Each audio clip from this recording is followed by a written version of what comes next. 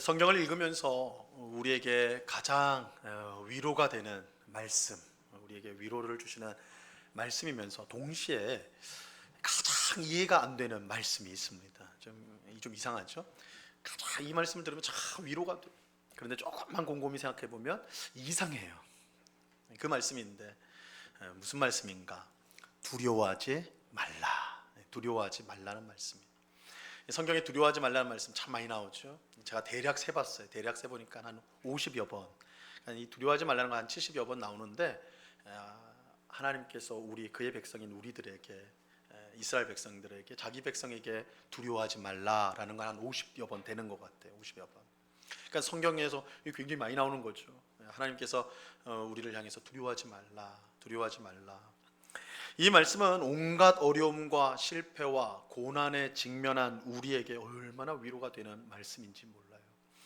여러분, 두려워하지 말라고 하시는 하나님이 어떤 하나님입니까? 온 세상을 창조하시고 창조한 모든 만물을 그 뜻대로 다스리시는, 그 뜻대로 모든 것을 움직이실 수 있는, 모든 것을 아시는 전지, 모든 것을 하실 수 있는 전능, 이 전지전능하신 하나님이세요. 이 하나님이 우리에게 두려워하지 말라. 무슨 뜻이에요? 내가 책임진다. 염려하지 마라. 두려워하지 마라. 정말 위로가 되는 말씀이라고요. 그런데 이 두려워하지 말라라는 이 말씀을 우리가 조금 곰곰이 생각해 보면 이해할 수 없는 말씀이기도 해요. 이해가 안 돼요. 왜 그럴까? 하나님께서 우리가 두려워해야 될 일을 미리 막아주거나 혹시 주지 않으면 애초부터 우리가 두려워할 필요가 없기 때문이에요. 여러분, 하나님이 어떤 분이라고 그랬어요? 전지전능하신 분, 모든 걸 아세요. 일어날 모든 일들을 알고 계세요. 하나님은 어떻게 이런 일이 일어나지? 그러지 않으세요. 하나님은 다 알고 계시거든요. 그리고 모든 것을 그 뜻대로 다 행하실 수가 있어요. 그러니까 애초부터, 처음부터 하나님은 우리에게 우리가 두려워해야 될 일이 있지 않도록 하실 수가 있다고요. 설령 그 일이 일어났다 할지라도 그 즉시 제거해 버리실 수가 있는 거예요. 그러니까 하나님은 우리에게 두려워하지 말할 필요가 없는 거예요. 아예 필요가 없어요. 그러나 이 성경에 보니까 50여 번이나 나온단 말이에요. 적지 않아요. 자, 이렇게 보면 하나님께서 우리에게 두려워하지 말라라고 말씀한 것은 이게 조금 삐딱한 시각으로 보면 병 주고 약 주는 것 같아요. 이제 병 주고 약 주는 것 같아요. 병을 주지 않으면 약도 필요가 없어요. 두려워할 일이 없으면 두려워하지 말라 하실 필요가 없는 거예요. 그렇죠?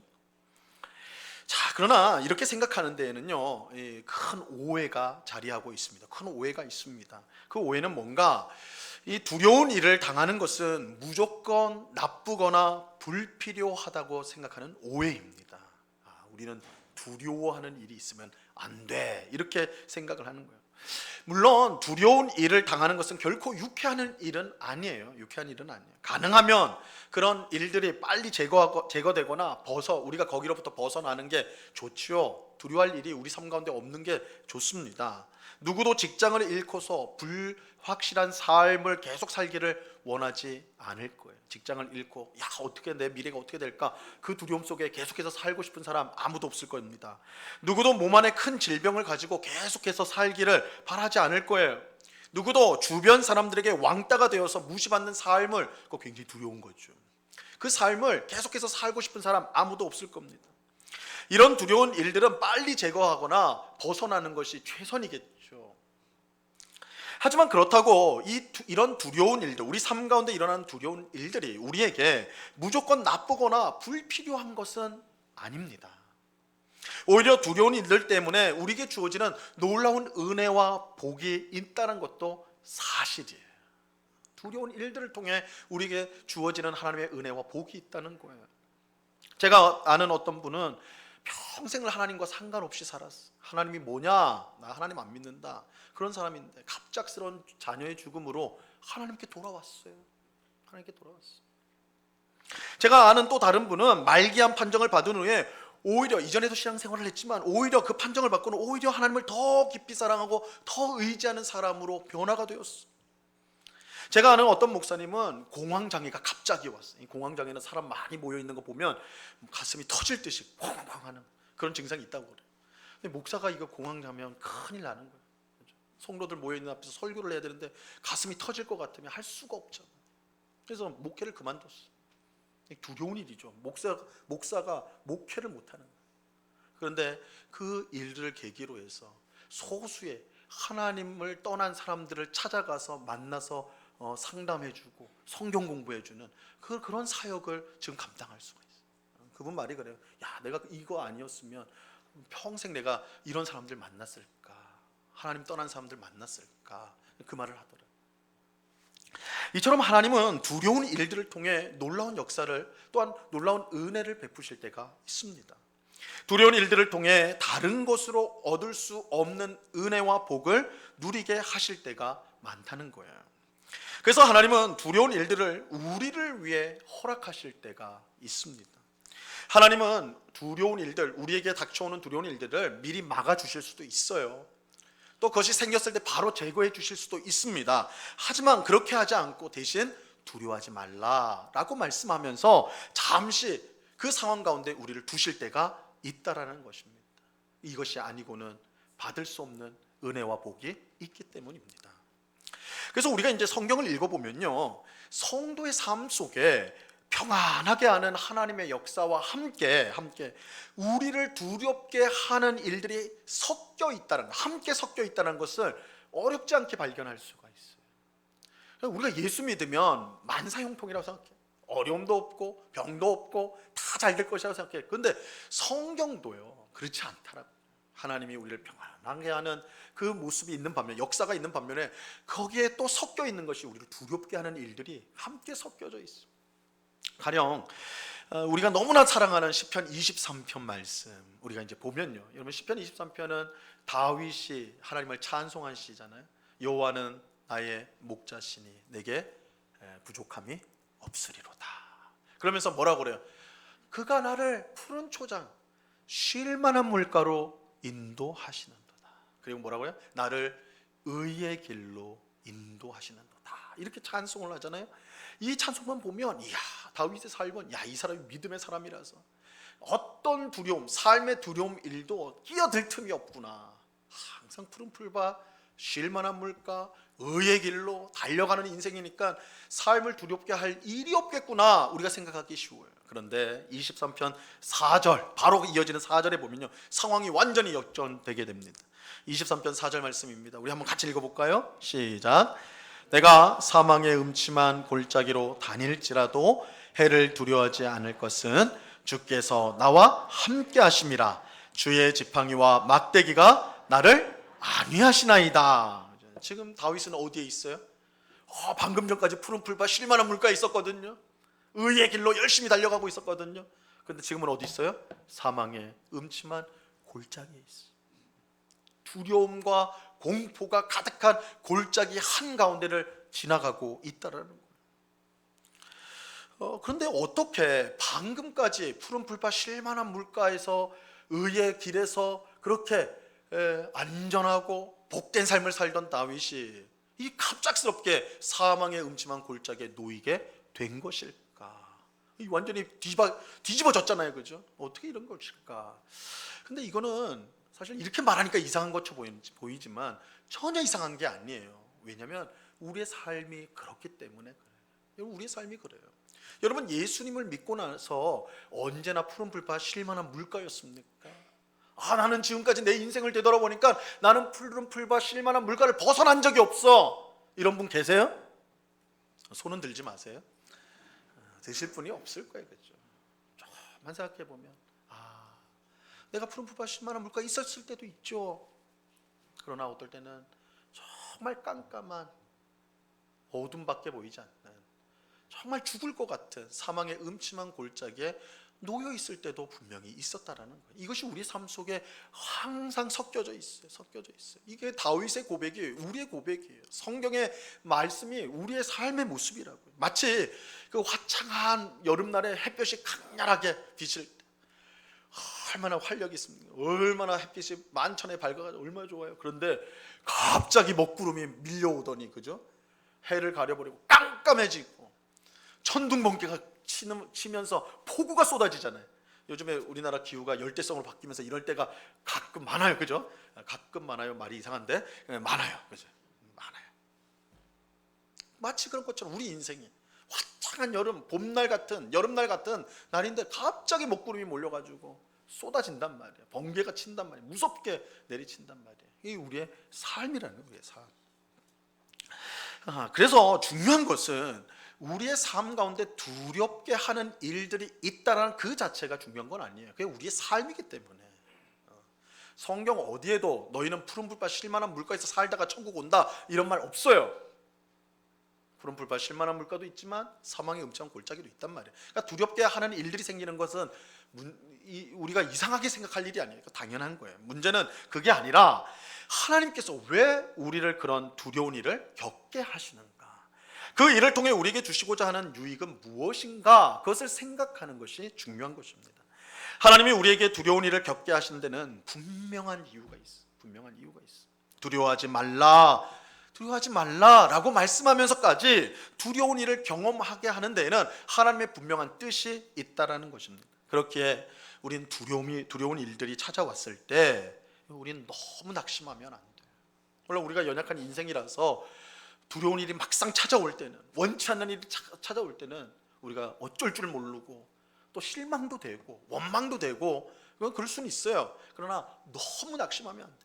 절망하면 안 돼. 끝이라고 말하면 안 된단 말이에요. 오히려 그 일을 통해 우리에게 주실 유익, 하나님이 주실 유익과 이루실 하나님의 뜻을 알고 우리가 묵묵히 믿음으로 그 순간을 견딜 수 있어야 하는 것입니다. 그럴 때 두려운 일을 허락하지 않고는 받을 수 없는 그 은혜와 복을 우리는 누리게 되는 것입니다. 이것이 이제 오늘 우리가 살펴본 본문이 우리에게 하시는 말씀이에요. 오늘 우리가 읽은 본문은 이스라엘 백성들이 곧 들어가게 될 가나안 땅에서 당하게 될 두려움에 관한 말씀입니다. 그들은 가나안 땅에 이제 들어갈 때에 하나님의 약속대로 적과 꿀이 흐르는 풍요함을 맛보게 되겠지만 그것만 맛보는 게 아니라 달콤한 맛보는 게 아니라 무엇보다 그들을 두렵게 만들 적들도 만나게 될 것입니다. 적들을 만나게 될 거예요. 하나님은 이런 두려운 상황에 처할 이스라엘 백성을 향해서요, 두려워하지 말라 그렇게 말씀을 하세요. 자, 오늘 본문 17절과 18절 말씀입니다. 우리가 다 같이 이 말씀 읽어봅니다. 시작. 내가 혹시 심중에 이르기를 이 민족들이 나보다 많으니 내가 어찌 그를 쫓아낼 수 있으리요 하리라마는 그들을 두려워하지 말고 내 하나님 여호와께서 바로와 온 애굽에 행하신 것을 잘 기억하되. 이스라엘 백성이 가나안 땅에 들어갈 때 그들을 두렵게 할 적들은 그 땅에 살고 있던 가나안 민족들의 군대, 아주 강력한 군대였습니다. 그들의 군대는 이스라엘 군대보다 그 숫자가 훨씬 많았어요. 가나안 민족은 7개 민족이 있었죠. 그러니까 숫자적으로 말하면 당연히 그 연합국이 훨씬 많겠죠. 그리고 더 강력한 무기로 무장을 하고 있었습니다. 그래서 이 가나안 군대가 얼마나 강력한지 그 땅을 미리 정탐한 사람들이 있잖아요. 이스라엘의 정탐꾼들이 있잖아요. 그들이 그 군대를 보고 와서는 그들과 우리를 비교하면 우리는 메뚜기와 같다 그랬어요. 우리는 메뚜기와 같다. 이게 상대가 안 된다. 그만큼 가나안 민족들의 군대는 강력했고 이스라엘을 두렵게 하는 것이었습니다. 하나님은 이스라엘 백성이 가나안 땅에 들어가서 그들을 만났을 때 겪게 될 이 두려움을 이미 알고 계셨어요. 그래서 하나님은 두려워하지 말라 말씀하세요. 두려워하지 말라. 근데 이 말은 너희가 그 두려움을 피하거나 아니면 내가 그걸 없애주거나 그러지 않을 것이다. 너희는 그걸 직면해야 된다는 거예요. 그러니까 두려워하지 말고 직면해야 돼. 이렇게 말씀하고 있는 거예요. 그런데 우리는 여기서 이 두려워하지 말라 하나님이 이 두려움에 우리에게를 두려워하지 말라고 하면서까지 이 두려운 일들을 경험케 하시는, 그래서 그것을 통해 주시는 유익이 무엇인지를 오늘 본문 말씀을 통해서 발견하게 됩니다. 그것은 하나님이 우리의 모든 두려움과 아픔을 함께 느끼신다는 거예요. 하나님이 우리와 함께 그 두려움을 함께 느끼신다라는 것입니다. 하나님이 두려워하지 말라고 하시는 말씀은 그저 형식적인 위로나 격려가 아니에요. 하나님께서 우리와 함께 친히 경험하면서 주시는 실제적인 위로와 격려인 것입니다. 여러분, 우리가 그렇게 생각하기 쉬워요. 하나님은 어디에 계세요? 저 성경에 보니까 하늘에 계시다고 그래요. 저 하늘 까마득한 하늘 높이 계시면서 우리가 지금 어려움을 만나요? 두려운 일을 딱 만나요? 그럼 저 하늘에서 야, 잘 싸워라, 이겨라, 내가 응원한다, 이렇게 생각하기가 쉬워요. 하나님은 저 멀리, 우리가 속으로 하나님은 하늘에 저렇게 앉아 있으니까 뭐 두렵지 않겠죠. 나는 이렇게 두려운데. 그렇지 않아요. 그렇지 않아요. 하나님은 저 하늘에 계시는 하나님이시지만 두려운 일을 당할 때 우리와 함께 하시는 하나님이세요. 우리는 앞에서 시편 23편을 생각해 보았는데, 우리가 사망의 음침한 골짜기를 다닐 때 해를 두려워하지 않는다, 이 다윗이 그렇게 고백을 하였잖아요. 그 이유가 뭔가? 내가 사망의 음침한 골짜기를 다닐지라도 해를 두려워하지 않을 것은 무엇 때문이라고요? 주께서 나와 함께 하시기 때문이다. 주께서 나와 함께 하심이라, 이렇게 말하잖아요. 여러분, 주께서 함께 하신다는 말씀의 뜻이 뭐예요? 하나님께서 내가 있는 두려움의 자리, 사망의 음침한 골짜기에 지금 같이 있다라는 거예요. 하나님이 저 하늘 멀리만 계신 것이 아니라 두려움을 당한 나의 옆에, 나와 함께 그 사망의 자리, 두려움의 자리에 하나님이 함께 하고 계시다는 거예요. 그래서 하나님은 나와 함께 하면서 내 손을 잡으시고 너 두려워하지 마, 두려워할 필요 없어, 이렇게 말씀해 주신다는 거예요. 여러분, 하나님은 우리의 두려움을 아세요. 물론 하나님이 우리 옆에 계시다고 해서 하나님도 우리와 똑같은 두려워하신다, 두려움을 느낀다, 그런 뜻은 아니에요. 하나님을 두려워할 것은 이 세상에 아무것도 없습니다. 하나님은 두려운 게 없어요. 두렵게 할 게 없어요, 이 세상에. 하지만 그럼에도 불구하고 하나님은 우리의 두려움과 고통을 공감하세요. 왜요? 우리와 함께 하시기 때문에. 우리가 있는 자리에 함께 하시기 때문에. 그저 지식적으로 아는 것이 아니라 두려워하는 우리와 함께 계셔서 그것을 느끼시는 거예요. 공감을 하시는 거예요. 자, 이러한 사실은 하나님의 아들이신 예수님에게 우리가 더욱 분명히 살펴볼 수가 있습니다. 히브리서 4장 15절 말씀인데요, 우리 이 말씀 같이 한번 읽어봅니다. 시작. 우리에게 있는 대제사장은 우리의 연약함을 동정하지 못하실 리가 아니요 모든 일에 우리와 똑같이 시험을 받으신 이로되 죄는 없으시니라. 자, 여기서 말하는 대제사장은 예수님을, 하나님의 아들 예수님을 말하는데, 예수님이 누구신가 그것을 설명하면서 뭐라고 그래요? 우리의 연약함을 동정하지 못하실 리가 아니요, 말을 꼬아놨는데 우리를 동정하실 분이다. 틀림없이 우리를 동정하실 분이다. 그런데 이 동정이란 말을 잘 이해해야 돼요. 동정이란 거는 어려움에 당한 사람, 두려운 일을 당한 사람을 아유 불쌍하다, 어떡하나, 이런 이제 우리가 동정하는 마음을 우리가 생각하기 쉬운데, 사실 이 동정이란 말은 그런 뜻이 아니에요. 마음으로 그렇게 불쌍히 여기는 게 아니라 함께 고통을 겪는다는 뜻이에요. 그러니까 이게 번역을 조금 잘했으면 좋았을 것 같은데, 동정, 그냥 불쌍히 여긴다, 안 됐다, 이 정도가 아니라 예수님이 우리와 함께 같은 자리에서, 두려움의 자리, 고통의 자리에서 함께 그 고통을 겪는다는, 예수님은 우리와 함께 고통을 겪는 분이세요. 그렇게 하나님께서 우리에게 두려워하지 말라, 성경에서 우리에게 두려워하지 말라라는 말씀은 우리에게 진정한 위로와 격려가 되는 거예요. 같은 자리에서 말씀하시는 거예요. 두려움과 고통의 자리에 있는 우리 곁에서 주시는 말씀이기 때문에 그의 말씀은 그저 형식적인, 그냥 연례적인 그런 말이 아니라는 거예요. 하나님은 우리의 모든 사정과 형편을 아시고 함께 공감하세요. 느끼세요. 그러므로 우리가 두려운 일이 일어날 때에, 또한 감당치 못할 그런 고난이 찾아왔을 때 우리는 주저없이 하나님 앞에 나아가 기도해야 되는 거예요. 두려움과 고난을 해결할 세상적인 방법을 찾기 전에 먼저 우리의 고난과 두려움과 함께 하시는 하나님께 도움을 구해야 하는 것입니다. 하나님은 두려움 속에 있는 우리를요 절대 외면하지 않았어요. 우리의 잘못을 지적하며 공격하지 않았어요. 많은 성도들이 그렇게 오해를 해요. 내가 하나님 앞에 왜 이런 두려운 일이 생겼어요 하면, 너가 잘못했잖아, 너 믿음 생활 똑바로 못했지, 너 예배도 제대로 안 드렸지, 네 살고 싶은 대로 살았지, 그러니까 이런 일 당하는 거 아니야. 하나님이 그렇게 말씀하실까 봐. 근데 여러분, 하나님 절대 그렇게 말씀하지 않으세요. 하나님은 두려움 속에 있는 우리와 함께 하시고 함께 하세요. 그리고 우리에게 얘야 내가 다 안다. 내가 지금 너와 함께하고 있다. 내가 너를 붙들고 있다. 그러니 두려워하지 말아라. 두려워하지 말아라. 내가 결국은 이기게 할 거야. 두려워하지 마. 이렇게 우리에게 말씀하세요. 여러분, 여기에 우리 성도의 소망이 있습니다. 여기에 우리 성도가 다시 일어날 힘이 있는 거예요. 두려운 일이 우리를 엄습해 올 때 우리를 찾아오신, 우리와 함께 하시는 하나님을 먼저 찾는 우리가 되어야 하는 이유가 여기에 있는 것입니다.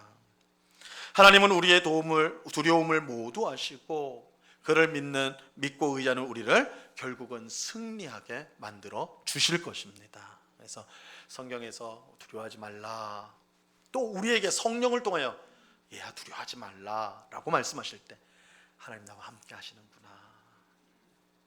하나님이 나의 이 막막한 마음을 아시는구나. 내 두렵고 떨리는 이 마음을 하나님 아시는구나.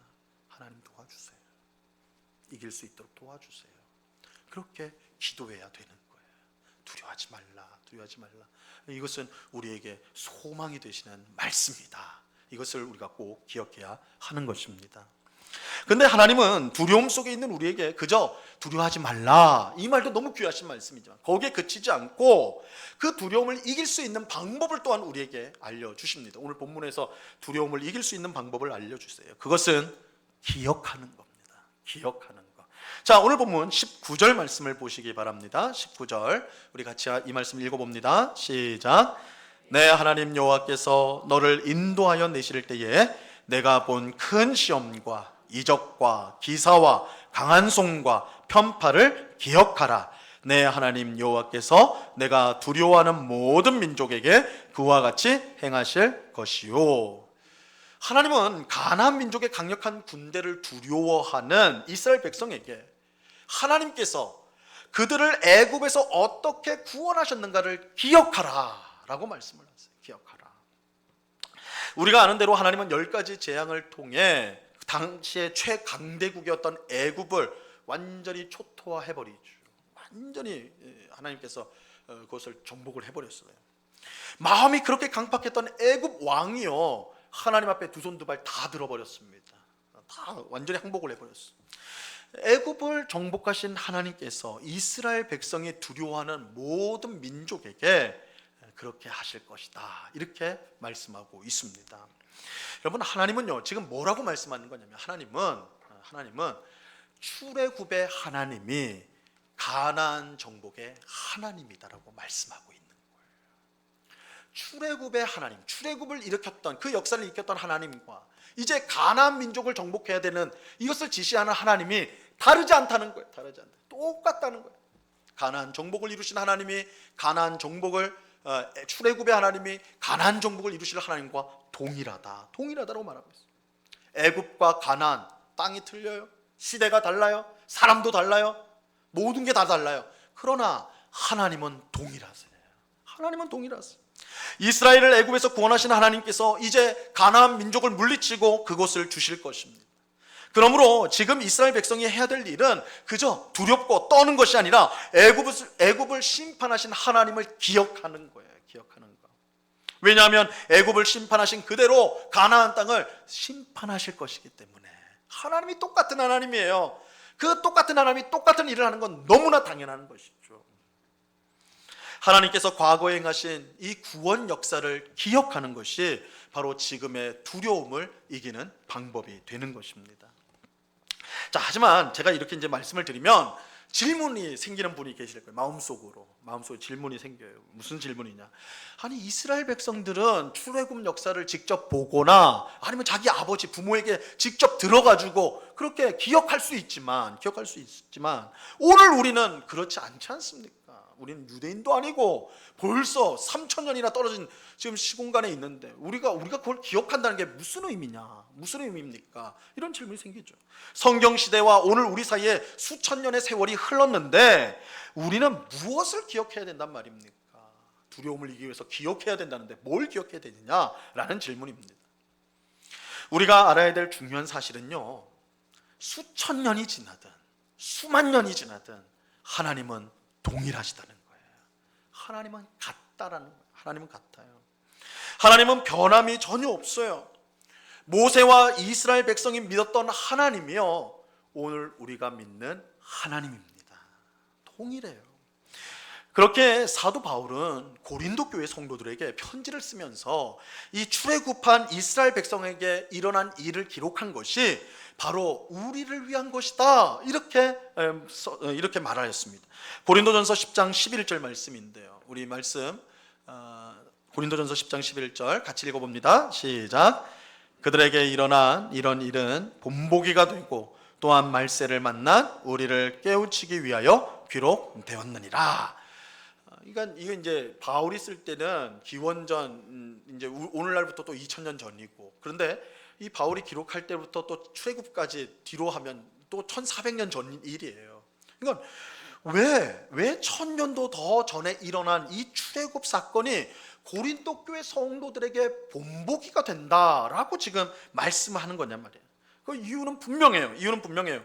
그때의 하나님이 지금 고린도 교회 성도들이 믿는 하나님과 똑같기 때문에 같은 하나님이에요. 같은 하나님. 그렇다면 오늘 우리가 믿는 하나님과도 동일하다고 말하는 것은 결코 과장된 얘기가 아닙니다. 바울은 좀 더 대담하게 이 갈라디아 교회 성도들에게 이번에는 뭐라고 말하냐면, 예수님을 믿는 우리는, 이 갈라디아 성도들에게 우리는 아브라함의 자손이다, 이렇게 말해요. 아브라함의 자손이다.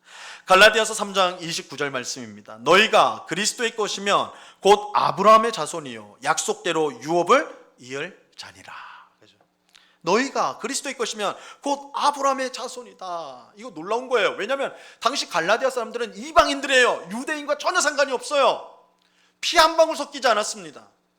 그런데 바울은 너희가 그리스도의 것이면 아브라함의 자손이다, 너희의 조상이 아브라함이다, 이렇게 말하고 있어요. 어떻게 이렇게 선언할 수가 있을까요? 어떻게 이렇게 말할 수가 있을까요? 아브라함이 믿었던 하나님이 지금 갈라디아 사람들이 믿는 하나님과 똑같기 때문에 그래요. 같은 하나님이에요. 같은 하나님. 하나님은 아브라함에게 너를 통해 땅의 모든 족속이 복을 받을 것이라, 이렇게 말씀하셨어요. 이것은 아브라함의 후손, 즉 이스라엘 백성을 통해 복음이 온 족속에게 전달될 것이고 전해질 것이고 그들 가운데 구원의 복을 받을 자들이 있다라는 것을 밝히신 거예요. 이 말씀 그대로 갈라디아 사람들에게 이제 복음이 전해졌고 그들이 하나님을 믿게 되었어요. 아브라함의 하나님과 갈라디아 사람들의 하나님이 동일한 하나님이세요. 동일한 하나님. 그런데 이러한 사실이 그럼 왜 중요한가? 성경에 기록된 모든 하나님의 역사가 곧 우리의 역사가 된다는 것을 알려주기 때문입니다. 성경의 모든 역사가 우리의 역사가 된다는 거예요. 출애굽의 역사는 모세 당시에 이스라엘 백성만 기억해야 될 사실이 아니에요. 수천 년이 지난 오늘을 사는 우리 성도들도 기억해야 될 사실이에요. 왜냐하면 그때 이스라엘의 하나님이 지금 우리가 믿는 예수 그리스도의 아버지 하나님이시기 때문이에요. 동일하신 하나님이에요. 동일한 하나님. 여러분, 그러므로 우리가 이제 성경을 읽을 때 이 성경을요 남의 얘기로 읽어서는 안 돼요. 남의 얘기로 읽어서는 안 돼요. 우리가 전도를 하다 보면 이런 얘기 들어요. 아니, 한국 사람이 뭐 저 멀리 팔레스타인 중동에 있는 그 나라의 하나님을 믿는다고 난립니까? 차라리 단군을 믿으세요. 단군, 우리 조상 단군을 믿으세요. 이렇게 말하는 분들 있어요. 전도하다 보면 실제로 그렇게 하는 분이 있어요. 근데 그 생각 완전히 잘못된 생각이에요. 왜냐하면 성경의 하나님은 유대인의 하나님일 뿐만 아니라 오늘 우리의 하나님이 되시기 때문에 그래요. 그리고 우리뿐만 아니라 우리의 자손의 하나님이기도 하세요. 여러분, 하나님을 믿는다는 것은요 성경이 말씀하는 하나님의 역사 속으로 우리가 들어간다는 의미입니다.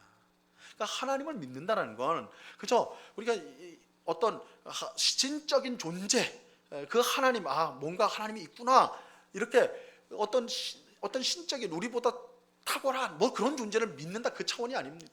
우리가 기독교 신앙을 받아들인다는 것은 성경에 나타난 모든 역사를 이루신 하나님을 나의 하나님으로 믿는다는 뜻이고, 그렇게 성경에 기록된 모든 내용이 나의 이야기, 그 이야기 속에 내가 포함되어 있다, 내가 그 속에 들어가 있다는 것을 받아들이는 것이 기독교 신앙이에요.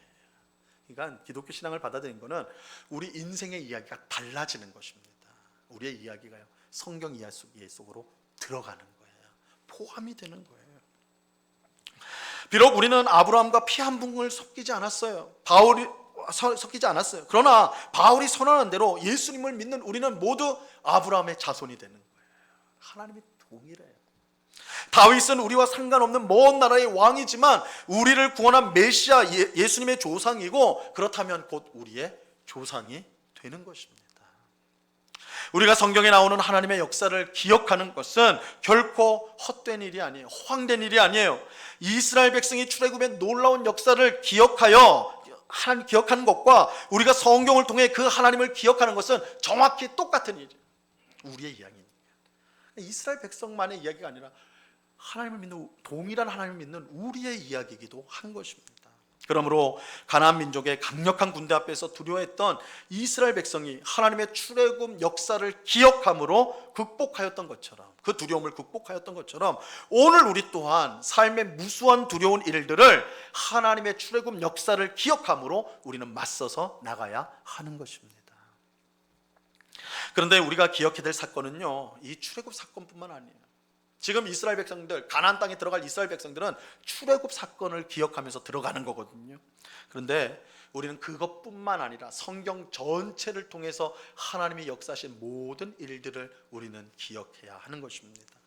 이런 점에서 오늘 본문에 나오는 이스라엘 백성보다 우리가 훨씬 더 복된 사람들이라는 걸 알 수가 있어요.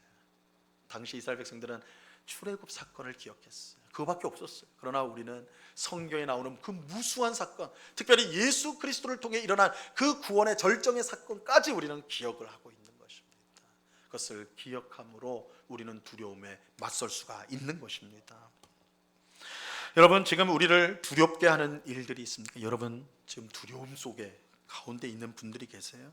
성경에 기록된 하나님의 역사를 기억하시기 바랍니다. 기억하세요. 큰 질병에 걸려서 두려운 분이 계십니까?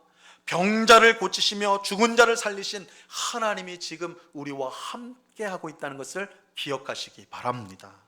막막한 미래 때문에 두려운 분이 계세요? 40년 동안 길이 없는 광야에서 이스라엘 백성을 이끄신 하나님이 지금 나와 함께하고 있다는 사실을 기억하시기 바랍니다. 내 곁에 사람들로부터 미움을 받고 버림을 당할까 두려워하는 분이 계십니까? 늘 반역하는 이스라엘 백성을 끝까지 참고 기다리며 품어주셨던 하나님이 지금 나와 함께하고 계신다는 사실을 기억하시기 바랍니다. 자기를 부인하고 모두 도망쳐버린 제자들을 다시 회복시켜 주시고 끝까지 포기하지 않고 사랑하셨던 예수님이 지금 나와 함께하고 계신다는 것을 기억하시기 바라요. 여러분, 두려울 때 성경의 하나님을 기억하시기 바랍니다. 성경의 하나님을 기억하세요. 의심하는 아브라함에게 믿음을 주시고 골리앗 앞에 어린 다윗에게 용기를 주시고 절망 가운데, 나라가 멸망하는 그 절망 가운데 있는 예레미야에게 소망을 주시고 주를 배신한 베드로를 끝까지 참고 세워주시고 하나님 교회를 파괴했던 바울을 다시 품어 위대한 선교사로 삼았던 하나님이 지금 우리와 함께하고 계신다. 이 사실을 꼭 기억하시기 바랍니다. 그들에게 역사하셨던 하나님이 우리에게 동일하게 역사해 주십니다. 이 사실을 우리가 믿을 때에 두려움의 먹구름이 물러가게 될 것입니다. 우리의 영혼이 힘을 얻어서 다시 기뻐하며 감사하게 될 것입니다. 오늘 예배하는 우리 모두가 성경의 하나님을 기억함으로, 성경에서 행하신 하나님의 놀라운 구원의 역사를 기억함으로 모든 두려움을 이겨나가는 우리 모두가 될 수 있기를 간절히 축원합니다. 우리가 두려움에 휩싸일 때 그 자리에 하나님이 함께 하신다는 사실을 꼭 믿으셔야 돼요. 우리를 향해 두려워하지 말라고 말씀하시는 그 위로와 격려의 음성을 우리는 들어야 됩니다. 그래서 우리에게 두려움을 허락하심으로 하나님의 뜻을 깨닫고 또한 주시는 큰 유익을 받아 더욱 성숙한 성도로 자라가는 오늘 우리 모두가 되기를 바랍니다. 이 은혜가 오늘 예배하는 우리 모두에게 충만히 넘치기를 우리 주님의 이름으로 간절히 축원합니다. 기도하겠습니다. 하나님 아버지, 감사합니다. 주님은 우리가 이 땅을 사는 동안 우리가 꼼짝 못할 두려움 가운데 우리를 잠시 두실 때가 있습니다. 하나님은 그것을 없앨 수도 있고 당하지 않게 하실 수도 있지만 두려워하지 말라는 말씀과 함께 견디게 하십니다. 그것은 그 일을 아니고는 우리에게 주실 수 없는 은혜와 복이 있기 때문입니다. 이러한 사실을 꼭 기억하고 두려운 일이 우리에게 닥쳤을 때에 너무 크게 낙심하거나 하나님으로부터 도망가는 것이 아니라 오히려 하나님이 이루실 선한 뜻이 무엇인지를 생각하며 두려워하지 말라는 주의 음성을 붙들고 그 어려움을 묵묵히 잘 견뎌나가는 믿음의 사람 되게 하여 주시옵소서. 하나님은 우리의 모든 형편을 아시고 우리와 그 두려운 상황 가운데 함께 하심으로 결국은 승리케 하신다는 사실을 꼭 믿고 물러서지 않고 믿음으로 나아가는 저희들 되게 하여 주시옵소서. 주님, 우리가 주의 말씀 성경을 읽으면서 이 모든 이야기가 내가 믿는 하나님의 이야기 또한 나의 이야기라는 것을 기억하게 하옵소서. 믿게 하여 주옵소서. 그러므로 어떤 어려움, 두려운 일을 만날 때에도 성경의 내용을 기억함으로 그 두려움과 맞서며 승리하며 나아가는 주의 백성들이 다 될 수 있도록 주님 역사하여 주시옵소서. 감사하오며 예수 그리스도 이름으로 기도드리옵나이다. 아멘.